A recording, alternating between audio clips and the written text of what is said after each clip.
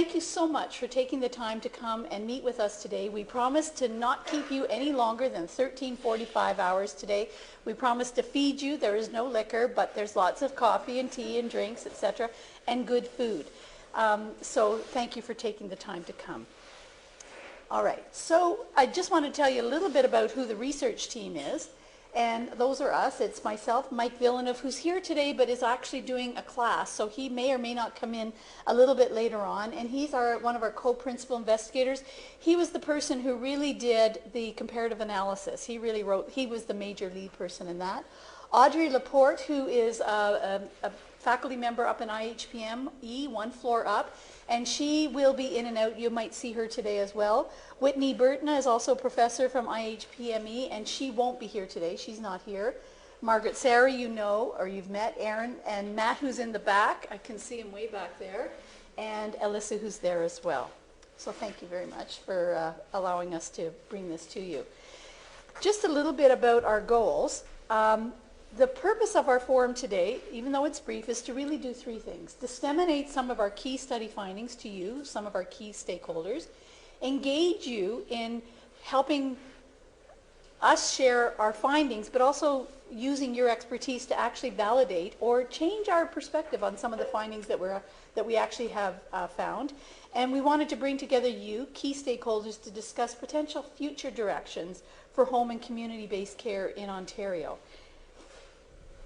The study overview, there's two things I'm trying to maneuver here. I apologize, and they don't work together, interestingly. So when I change that, it doesn't change here.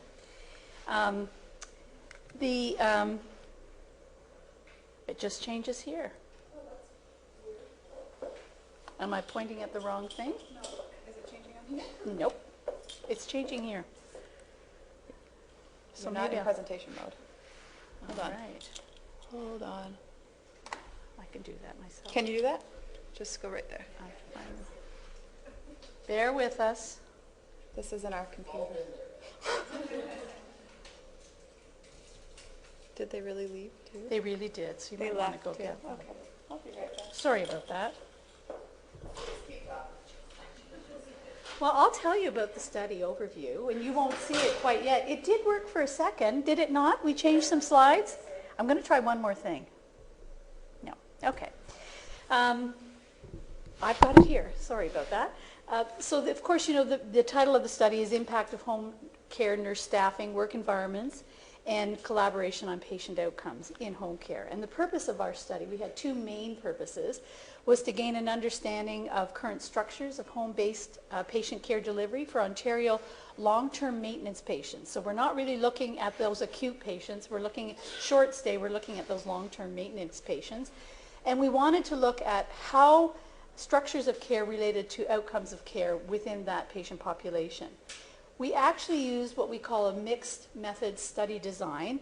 It had three phases. The first phase, and this is, sorry for those ministry people here, I don't know where they got this lingo, but it's the first phase for all of these studies had to be called synthesis, and I'll tell you a little bit about that. Analysis is the second phase, and then of course the third phase was primary data collection, and that's probably a lot of what we're going to be talking about today. Now, you don't have that picture, but I'm going to show you something. We actually, from phase two was what we called synthesis of existing knowledge. And the goal of phase two was to actually understand the current structures of home-based patient care delivery for long-term maintenance patients through a review of the literature and, of course, relevant policy documents. But interestingly, it's not just about Ontario. So we collected information from around the world to help us understand more about the structures of home care delivery across the world. And then you'll see in phase two, we applied it to the Ontario context. So I just want to show you the two deliverables that we have from that particular phase. This is the lit review, and it's available to all of you on our website. Okay, so please go on our website, download as much as you want, etc. It is yours for the using, and I'll talk a little bit about how we did that in a second. And the second one is the jurisdictional scan, which is this one. And the jurisdictional scan is a wonderful document that looks at the structures of home care across the country. And many of you are familiar with the portraits of home care. It's not a repetition of this. This is really looking at nursing care, delegation, those sorts of things. Okay, so, Barry's helping us with the technology. and we're just gonna restart it.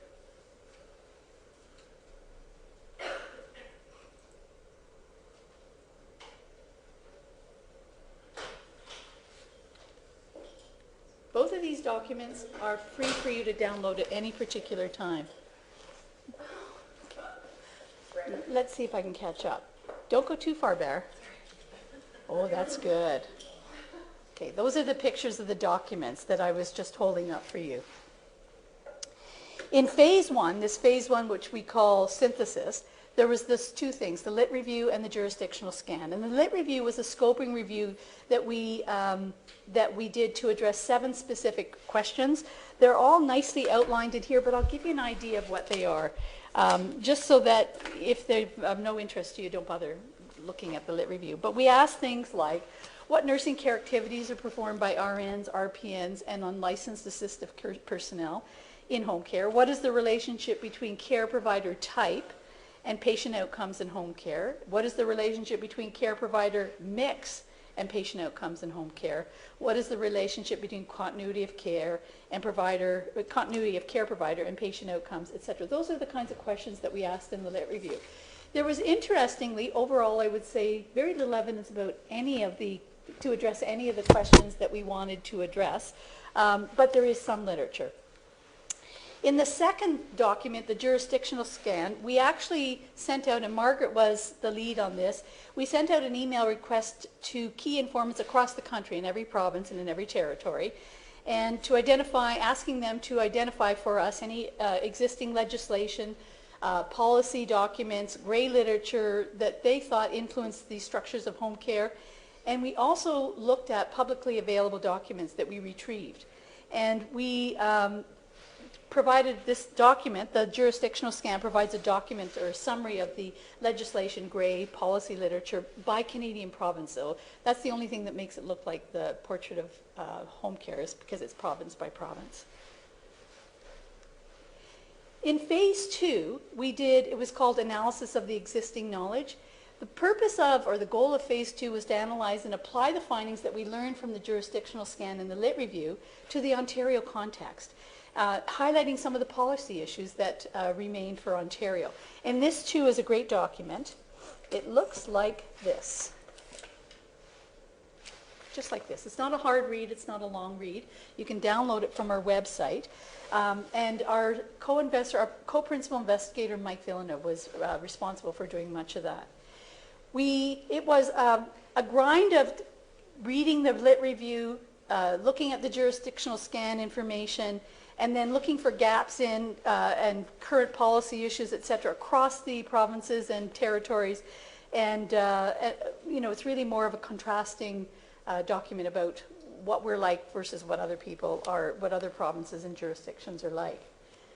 The third phase, and I'm not going to talk for too much longer, I'm just giving you an overview.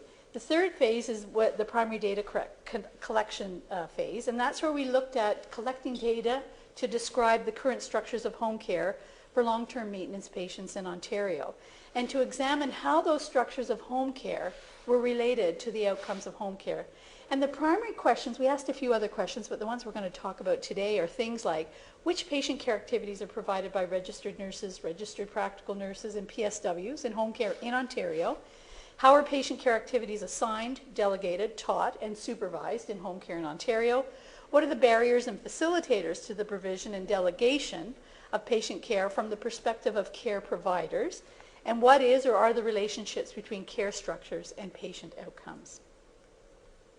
We already have a number of products from our phase 3. We've got a number of poster presentations. We've got about 3 or 4 papers that we're working on that are not yet published. We'll do that as soon as the study wraps up at the end of March. But these are some of the posters, and are these the 4 that are here today? 2 of those, and then there's 2 additional ones that we've Right. done for this. So we've got about 7 or 8 presentations that we've done, or presentations, not just posters, at different conferences. But here are just 4, a picture of 4 of them. What did we do in the phase 3? Well, how did we do it? We started with focus groups. We led 13 focus groups with 2 community care access centers and 6 home care provider agencies, and some of you are here. Thank you very much. In the end, we were able to contact and talk with 23 unregulated care providers, 18 personal support workers, 17 home care nurses, that was a variety of RNs and RPNs, and 12 CCAC care coordinators. And the purpose of those sessions were really to find out about what roles they played in home care, how care was delegated from one category of care provider to the other, and what some of the barriers and facilitators were related to those, to the delegation and delivery of care. We also did chart reviews, which was perhaps one of the most interesting experiences we've ever had as researchers in my career, because it's very complex when you actually have to access charts. Getting them is one thing, but taking data from them is even a bigger deal. So we collected a random sample of charts belonging to 774 patients that were who received care from 6 service provider organizations across 4 CCACs. And we looked at those patients who were discharged in 2014. So they had to have been discharged in 2014. The kind of information we abstracted were the patient's characteristics, their caregiver characteristics, service utilization, structures of care, type of who provided care, how much care was provided, continuity of care, those kinds of things, and patient outcomes. And the period of abstraction was what we considered to be an episode of care. It was the year preceding discharge from home care, sometime in 2014, and if they had been admitted for 2 years, we only abstracted the last year, and if a patient was admitted and discharged within 2014, then we used their whole case as well. We had lots of challenges with chart reviews, as you can imagine. Each patient has multiple charts, so there might be a nursing chart, there might be a CCAC chart, there would be a PSW chart, there might be a physio chart, or multiple charts, and Erin will tell you a little bit more about that, what we found. It was very challenging for us to partner with all organizations who provided care to one person. That's one of the issues with home care. There are lots of organizations providing care to one person and their family. And for 32.7% of the nursing charts, they belonged to a non-partner home care provider. We just couldn't access them. They weren't part of the study. We didn't have ethical permission. We couldn't get them. But CCACs were very helpful in helping us get at the information that we did need through their charts.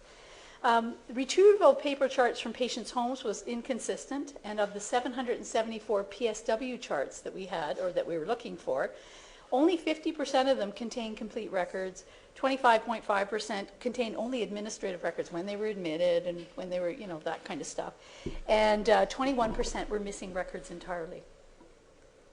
So just to wrap up and give you some information about where you can go, what you have to do, this is what our day looks like. Erin is going to do the first presentation, and she's going to be looking at the structures and processes of home-based care, really highlighting the roles of home care team members in Ontario. And then we're going to have a break. We're going to have a networking nutrition break and poster viewing. That means eat up the food in the back there, because you need to eat that up because we're getting lunch. Then Margaret will do a presentation at 11:15, and her presentation is Understanding Care Structures and Patient Outcomes. She'll be really relating the two a little bit more. Then we're going to have lunch, only for about 45 minutes. And then we're going to have breakout discussions, and we're not going to make you work too hard. We really just want to look at 2 key recommendations about assignment and delegation of PSW care delivered by PSW care, etc. So you'll see it's not onerous. We're not going to, and we're only meeting for about 45 minutes, and then we're going to summarize. And summary will be me, and we'll just list the recommendations and anything else that you want to talk about. So, but before I go, I want to tell you a couple things. The bathrooms, in case you need them, are right out here. These doors are fob locked, and I have a key, Margaret has a key. We tried to get them to unlock it. They can't unlock it for the day. But somebody will, don't go out this door, go out that door. Somebody will always be there to let you back in. The vending machines, I don't imagine why you'd need more food, but there are vending machines further on beyond. And I have to tell you, for those of you who have cravings like jujubes, which I do, you can come up and get jujubes for $1.85, and it's a little bag and they're not bad. You won't need them today. If you have calls, etc., your cell phones, if you wouldn't mind putting them on quiet, but by all means, get up and move out. If you need to take a call or whatever, by all means, go and do that. None of us are fazed by people getting up and moving around, so don't worry about that. I'm used to students coming and going and, ignoring you or not ignoring you.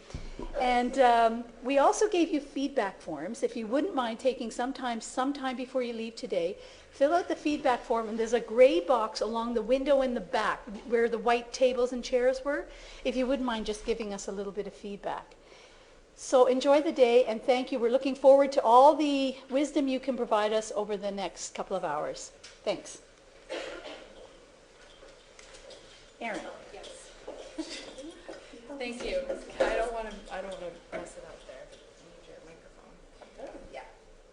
And if you've already written on your feedback form by accident and need another one, we can get you another one. We did include a notes page in case you wanted to take notes in the middle, but we probably should have told you that at the beginning. Okay, Margaret, make it happen. I will. I will make it happen. I think I'll make it happen anyways. Whoop.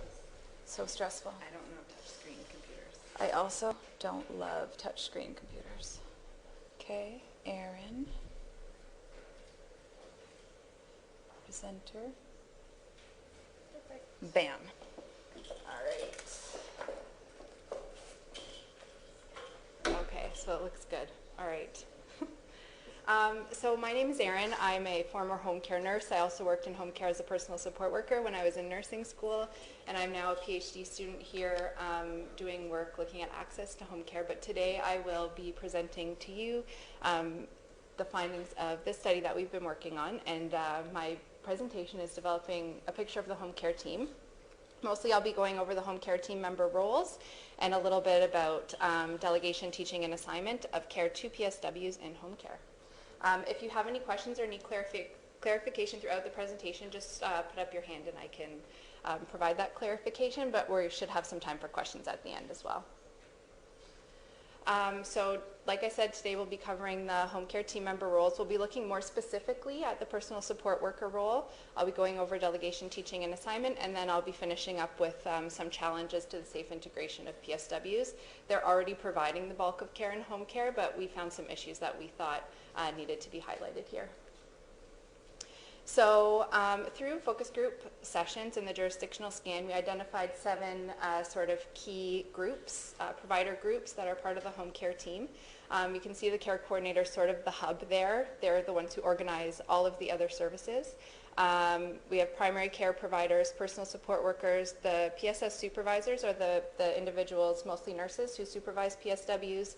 Community support services is in there, allied health professionals, which include physiotherapists, occupational therapists, dietitians, social workers, and anybody else, and then registered nurses and registered practical nurses. And I'll be going into the next, into each of these roles in a little more detail. So the care coordinators, I'm sure most of you know, are employed by the CCACs, and they're responsible for service allocation and care coordination. They're really the probably one of the only members of the team that sort of have a big picture understanding of all of the services that the individual is getting. And they document in an electronic chart that's kept at the CCACs. They sort of follow a process where they assess patient care needs, usually over the phone to begin with, and then in person for the long-term maintenance home care clients. They then determine the most appropriate care provider, so physiotherapist, nurse, social worker, personal support worker, and then they subsequently monitor the ongoing needs of that patient. And you'll notice at the bottom we have a little chart with a number beside it. Throughout the next number of slides, I'm going to be trying to highlight just how many separate charts a patient could have in home care. We really think it's important to consider going forward maybe one chart that everybody has access to. We know there are a lot of barriers to that happening, but we just really wanted to highlight really how fragmented the documentation is for each patient. So the primary care provider role, so people might not traditionally think of primary care providers as part of the home care team, but working as a nurse in home care, they are vital to you getting what you need for your patient. So they're usually physicians or nurse practitioners. They primarily see the client in offices or clinics, but sometimes also in the patient's home. They document in their own charts that are kept at their offices, which could be paper or electronic, and they were not included in our chart review because we had enough charts to review. So that would be a second chart that belongs to that same patient. So nurses in home care can be either registered nurses or registered practical nurses, and they're employed by service provider organizations. There are some registered nurses working for CCACs as well, but they have a slightly different role.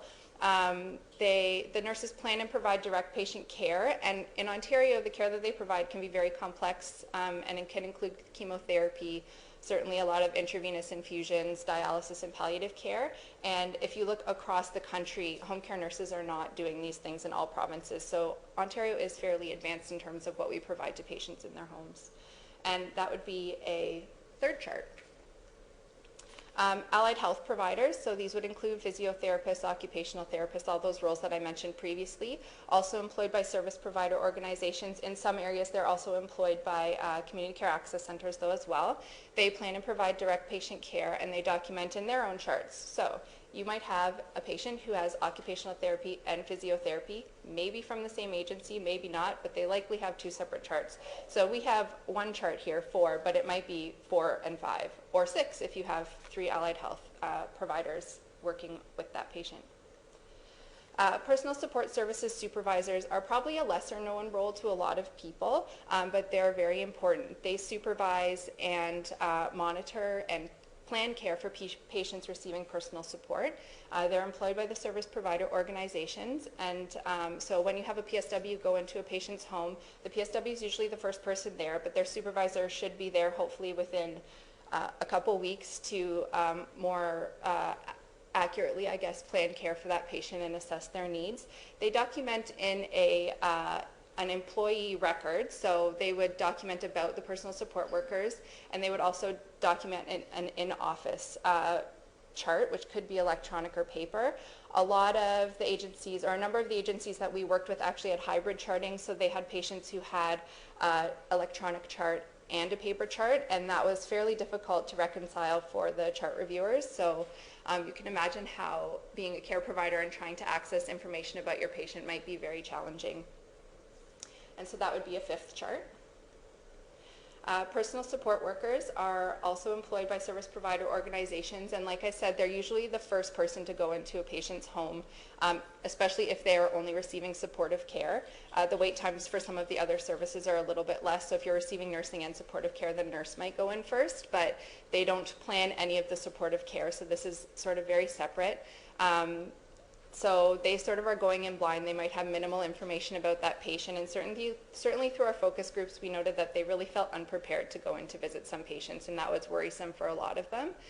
So they deliver supportive care, and they document in a PSW chart that's usually kept in the patient's home if it's a paper chart, or they might have electronic charts, and it's usually tick box documentation. So they're just checking off on a list the things that they did for that patient. There's often not a space for them to provide any more detailed observations that could be used by other care providers, and that would be chart number 6. So community support services are sort of becoming more important in home care. Traditionally, they sort of would provide services that aid patients who are having challenges with their instrumental activities of daily living. So they might help with meals, transportation, respite care, home maintenance, home repair, and homemaking.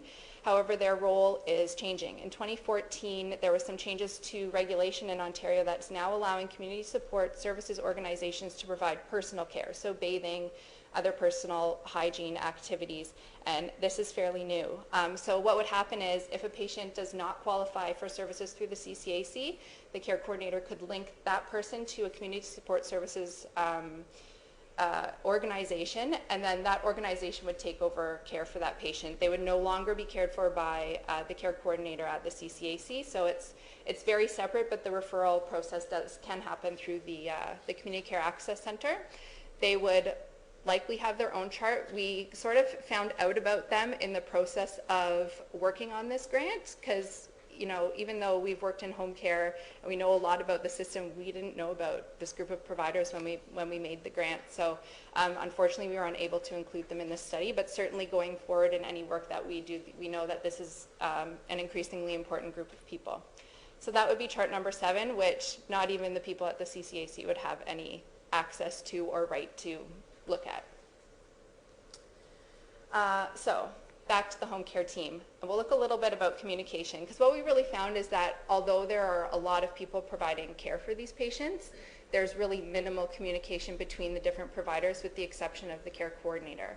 So the personal support worker pretty much deals exclusively with their supervisor in terms of communicating any issues with the patient. The PSS supervisor then would communicate with the care coordinator. Most of the communication is done over the phone and often voice message because everybody's really busy.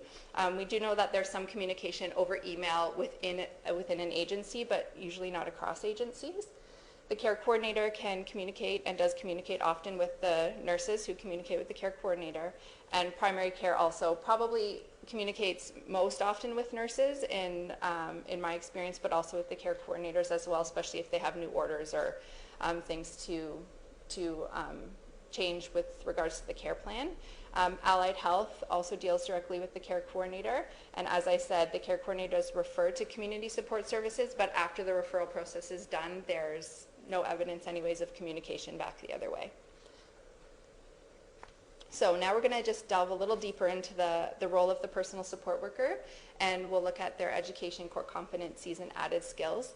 And I'll let you know a little bit more about that. So personal support workers in Ontario are educated through three different paths. So if you're a certified PSW, you could be educated through community colleges, private career colleges, or to the Board of Education. Not all PSWs working in home care are certified PSWs. Many of them are healthcare aides who receive on-the-job training and are often hired based on their previous experience providing supportive care. A lot of these individuals are new immigrants to Canada who are looking for jobs, and we certainly heard a lot about communication challenges that can happen with regards to language barriers and that sort of thing.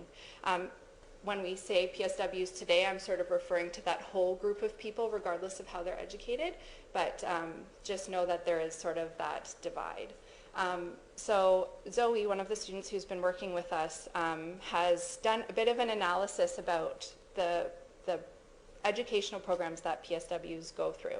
And recently, program standards for the education of PSWs were released. So she looked at those program standards and then looked at the curriculums that she could get her hands on of the private career colleges and also of some public colleges. We have a poster in the back that has more information about this on there, but I will just highlight that you can see that the standards are not consistently met by all of the colleges. The private colleges are in the dark blue and the public colleges are in the lighter blue. So from the analysis that she did, it seems that pretty consistently the private colleges are less often addressing all of the really important program standards. So if you'd like to know more about that or would like to know specifically what the standards are, Zoe will be at the back during break with her poster and she can talk to you a little bit more about that, but I thought that that was important to highlight. So you can really see that PSWs are not going to be consistently prepared in the same way to provide supportive care. So core skills versus added skills. This is something that we came across and we really became interested in because we were really interested in understanding what care traditionally performed by, say, nurses, physiotherapists, other regulated professionals was now being transferred to PSWs. And so they're, providing some of this care in the community. So we really needed to understand what skills were core, what they learned in their education, and what skills were added. So things that they needed to learn after they graduated from their education. So core skills are mainly personal support tasks, so things like bathing, mouth care, hair care, nail care, assistance with elimination, catheter care, so really simple things like changing the bag or emptying the catheter, emptying ostomy bags, and then repositioning, simple transfers, assisting patients with mobility, and the application of prosthesis or braces or other things that patients might need. And then there's homemaking tasks, so light cleaning, which would be, sweeping, maybe mopping the floor, tidying the space that the patient uses in their home, doing some of the patient's laundry, and also in the CCAC service manual, grocery shopping was listed and meal preparation and some assistance with banking, but not actual banking. It's just specifically related to mailing checks for that patient. And then, so also from the CCAC services manual, we looked at added skills. So things like compression therapy, so applying compression stockings, transfers, so using mechanical transfers or other transfer equipment, as well as more complicated transfer techniques that a physiotherapist would go in and teach the personal support worker to do. Personal support workers are also allowed to do range of motion exercises and other exercise programs, as well as breathing exercises. And they're also allowed to assist with medication, so cueing, reminding, and monitoring, as well as assisting in the administration of oral medications, eye drops, ear drops, medicated creams, and assisting with injections, but not actually giving the injection. So it's sort of a little gray in terms of what that means, I think, and it seemed from our focus groups that it was interpreted differently depending on where you worked. PSWs are also being trained to do intermittent catheterization, so when someone doesn't need a catheter in all the time, but they have to be catheterized at maybe once a day or 3 times a week to fully empty their bladder, PSWs are trained to do that. They're also doing some monitoring, assisting with blood glucose monitoring, using urine test strips usually to test for sugar in the urine. They help with bowel management and are trained to administer enemas and suppositories. And they also can do some simple dressings. And other things that they do are enteral nutrition, so tube feeds through a tube that goes into the patient's stomach or intestine, special mouth care, as well as shallow suctioning and the administration of oxygen. And also at the very bottom of the list is any other activity taught by regulated health professionals. So you can see that there are lots of potential things that they could be taught to do. And we'll talk a little bit more about that in a second. So in the charts that we reviewed, these are the sort of activities that PSWs were doing. So over 99% of the patients in our sample were receiving PSW support for personal care, 34% for assistance with elimination, 23% for nutrition and support, 50% for mobility, 55% for light housekeeping, 13% were receiving assistance with medication administration, 15.2% were receiving psychosocial care, so that would probably be some respite care or a check-in. Some patients do still get that. So also, sorry, where was I? 30.6% are receiving assistance with monitoring things like blood glucose, maybe their vital signs. 12% are receiving personal support who are doing wound care. 2.8% are doing compression therapy. 0.5% were receiving support from personal support workers for the application of braces, and 4.4% for foot care. So it'd be things like lotioning the foot and maybe trimming nails. We do think, though, so this information was taken from the patient chart, and we suspect that a lot of things are underreported, especially the compression therapy. Consistently across focus groups, PSWs told us applying compression stockings is the most frequently done task that they considered to be an added skill or delegated, but we only found it in 2.8% of the charts. So as being documented in those charts, we only included things that were documented. So we do suspect that they're doing more than is captured in the charts.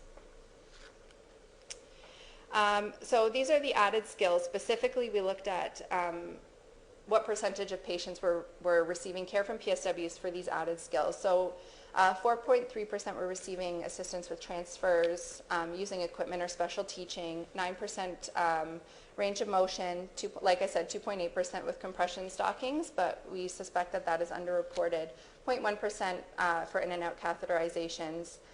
Medication was another big one at almost 12%. So you can see that the numbers are quite low, but it is happening, and whether or not the teaching and assignment and delegation is being adequately captured in the chart, it's sort of hard to say. From our conversations with PSWs, it seems like these things are happening a little bit more often than they're being documented, so that's something to consider as well. So delegation or teaching and assignment. Whenever a PSW is asked to perform an added skill, that added skill has to either be delegated to them or taught and assigned. So this is something that I don't know if we really figured it out until very recently, because there seems to be also a lot of, gray in terms of what's delegated versus taught and assigned. So in terms of a formal definition, delegation is the transfer of authority from a registered health professional to an unregulated care provider to deliver care considered a controlled act under the Regulated Health Professions Act. So these would be things like tracheal suctioning, intermittent catheterization, and suppository administration are some examples. Oxygen therapy is another one. Teaching and assignment is sort of less formal, and it's a process by which the PSW is prepared to provide care considered added skills, but those care activities are not considered controlled acts under the Regulated Health Professionals Act. So things like compression, stockings, mechanical lifts, and transfers. Regardless of whether it needs teaching or delegation, there are a few sort of requirements that task sort of needs to meet. So the task needs to be considered an activity of daily living. So if that patient's going to need intermittent catheterization every day, then that can be transferred to a PSW. If they might just need it here or there, or you sort of don't know when they'll need it, then that task still needs to be performed by the registered nurse. The patient has to be stable, and the outcome of providing that activity has to be predictable. So there are certainly guidelines that are being used to decide when it is okay to delegate care to a PSW. However, we did find variation across some of the policy documents that we obtained through the jurisdictional scan. So the task that is pictured on this slide here is assisting the patient to take oral medication. So you can see in the first column there that assisting the patient to take medication is not a controlled act under the Regulated Health Professions Act. However, the PSW does need to be taught by a regulated health professional to deliver that care. In this case, it would be the nurse. You can see, and we have circled in red there though, that whether or not it needs to be delegated or taught and assigned did vary across the documents that we received. So one CCAC, while they said it was an added skill, which is correct, indicated that it needed to be taught and assigned. A second CCAC said delegate, and the SPO document also was teach and assign, only if it was assist to deliver that medication. So you can see that there is variation. Focus group participants identified assisting with medications as a delegated act. There was certainly some confusion across provider groups about what was delegated versus taught and assigned, or what needed to be taught and assigned at all, what was an added skill versus not an added skill. So that was something else that we uncovered. Another one where we found some variation was the administration of oxygen. So you can see that it is a controlled act. Nursing or respiratory therapy can teach the PSW to assist the patient with the administration of oxygen. But again, there was variation in terms of whether or not that skill needed to be delegated versus taught and assigned. And in this case, it would have to be formally delegated because it is a controlled act. So here, over the next few slides, I'm going to cover some of the challenges that we identified through focus group sessions and through our chart reviews to the safe integration of PSWs into home care, and really allowing them to sort of deliver all of these added skills in a safe way. We know that it's happening, but there does seem to be some challenges identified by PSWs, case managers, nurses, all of those care providers that we talked to through our focus group sessions. So PSW education, as I mentioned, it does vary. Not all PSWs receive formal education, and as a result, their ability to deliver this added, this care that's sort of in addition to their scope of practice or their job description will vary as well. So as I said, some are certified PSWs, some individuals are healthcare aides who receive on-the-job training. One PSW supervisor said to us, it depends on the individual PSW. You may have 3 or 4 different PSWs going into a patient's home. 3 of them are capable, but maybe the 4th isn't. So it's up to us to make sure that everybody's skill set is adequate to provide that care. So that was one challenge that the personal support services supervisors really identified as sort of a barrier to allowing them to provide consistent care to patients, especially when they needed added skills. Policies and procedures also varied with regards to added skills and delegation. So like I just said, across focus groups, there was a lot of confusion about whether or not a skill was added at all, or whether it was something a PSW could just perform. And then the policies and procedures varied across some of the organizations as well, which is a challenge. So one PSW said we've done different types of creams and eye drops. They've been delegated, but it's very hard sometimes to know, even though it's delegated, sometimes we can still give them without being delegated. So those people who are in there providing that care don't know what's delegated, what needs to be taught. And when a patient, like, your 80-year-old patient says, oh, can you help me put these eye drops in? Maybe they've done it before for another patient, but maybe those weren't medicated, and they might just say yes and do it anyway. So, whether or not those things are being captured, and we had some PSWs who said to us in focus groups, I would definitely call and ask my supervisor first, and then some who would say, I'm just going to do it and then I'll talk to them about it later. So if something needs to be delegated or taught and assigned, it is supposed to be patient specific. So you're supposed to learn eye drops on patient A. If you need to do eye drops on patient B, you need to learn it again for patient B, so that they know the potential problems associated with each of those patients. So that was one of the issues that we identified. And also the PSWs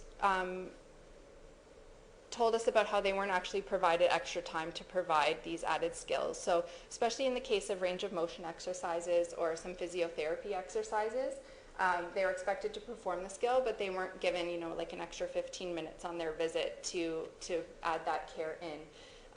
And they were, all of them really were more than willing to learn the added skills, but they didn't feel compensated for the additional knowledge, skills, and workload. So one PSW said the expectation is that you finish whatever you have to do with the client in half an hour, 45 minutes, and 15 minutes is the exercise time. You can imagine the quality of care we provide. So they did feel that not being provided with additional time did affect their ability to provide quality care. So we also asked PSWs about how they felt in terms of the support they received when they were asked to deliver this added care, or any patient care really, and they had both negative and positive feelings. They felt that the initial training that they received to provide that care was adequate. One PSW said, today I was just learning catheter care, catheter insertion. They will train me as much as I need. They will not leave it on me until I feel secure doing it. So they felt that initial training was good, but they really felt the ongoing support and supervision to provide that care was lacking. One PSW said, I was trained by a nurse just the one time. It was just you're on your own after that. So they talked about, certainly calling a supervisor if they had an issue, but there was sort of a lack of ongoing monitoring, and that was consistent across focus groups. And that's what this slide is about as well. So the supervision was inconsistent across regions, across service provider organizations, both in terms of monitoring the need for that care, the ongoing need for that care, as well as for monitoring the PSW's continuing competency to deliver that care. And so that was one of the issues, and adequate staffing of PSW supervisors was certainly identified as a barrier to that ongoing monitoring, because they need to, get out and visit the patients who are being newly admitted, and that seemed like it took up, the bulk of their time. So getting out to do reviews with PSWs around their competency to deliver these skills sort of seemed to take the back burner. One PSW said, I'd seen the patient for a couple of years. I had nobody come in and reassess me or ask me to do this intermittent catheterization under supervision. So certainly if you're doing a skill every day, you would think that you wouldn't, lose your ability to do that, but a couple of years seems like a long time to me anyways.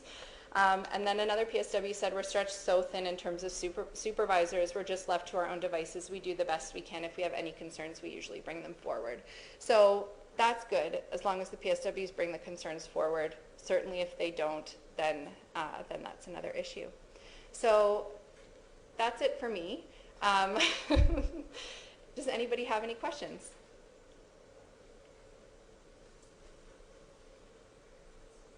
No?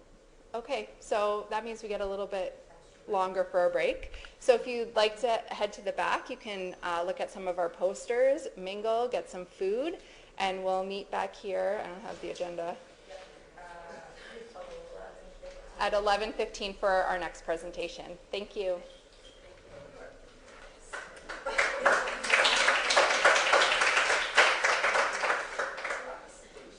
What do I do? Oh, sorry. Yeah. I Yeah. thought it would be half an hour. Yeah. Yeah?